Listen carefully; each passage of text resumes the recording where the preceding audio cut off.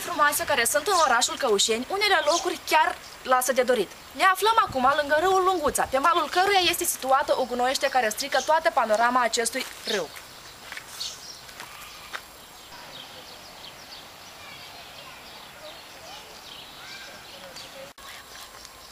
Iar acum să auzim părerea celor ce locuiesc vis-a-vis de râul Lunguța. Aici suntem puțini, iată, eu în blocul ăsta locuiesc, suntem foarte puțini și nu avem n-am avut destule semnături și redacția nu a vrut să le iei și celelalte organizații care sunt responsabile.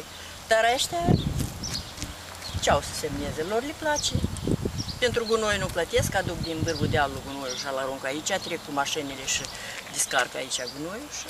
Și în prezent tot mai aruncă gunoi, da? Acolo? În genere, da. Râul Lunguța. Da, păi cum? După miros se vede. Eu n-am mers încolo, dar trebuie chemat cineva de la ecologie, poate să facă ceva. Și până acum n-au întreprins nimic, da? Nu, iată aici omul ăsta care este aici și noi facem curat. Aici e curat, dar dincolo vine miros, fiindcă se scurg și din dicei, și de la animale, și se duce tot în râu.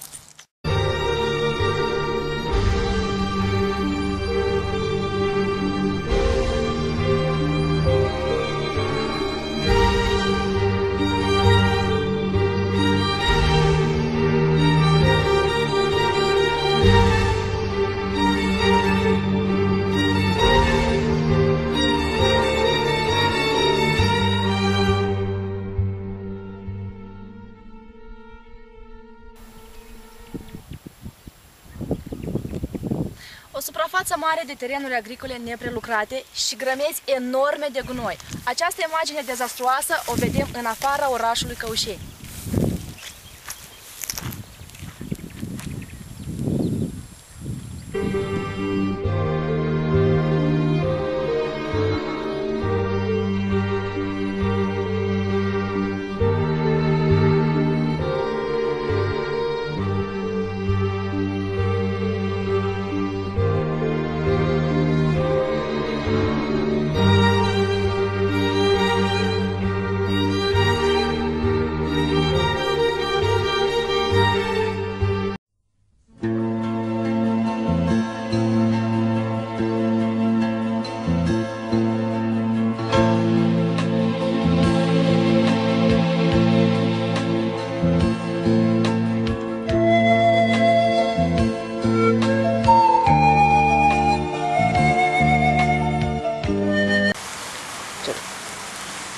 Părerea dumneavoastră despre orașul Căușeni?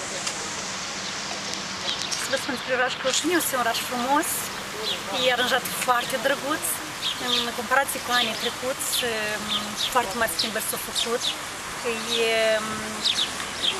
Adică pentru copii sunt diferite organizații, oricum jocuri pentru copii, făcut frumos, distracția unde copiii se relaxează, după grădiniță, chiar și în zile de sărbători, este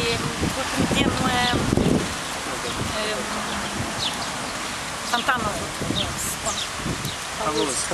Da, este foarte bine, adică copiii vin în prejurul lui să odihnesc, totodată avem niște bătute, sunt capogani pentru copii.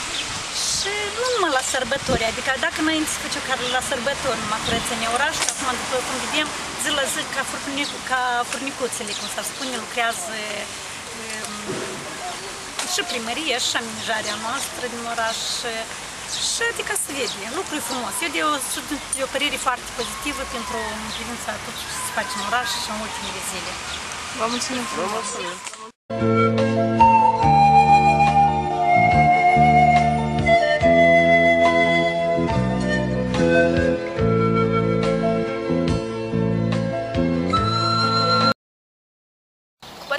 În orașul Căușeni sunt foarte multe lucruri care se află în stare deplorabilă, dar ne privind la toate acestea, avem un oraș foarte frumos și noi, tânăra generație, vom tinde pentru a-l face mult mai curat. Puterea stă în noi.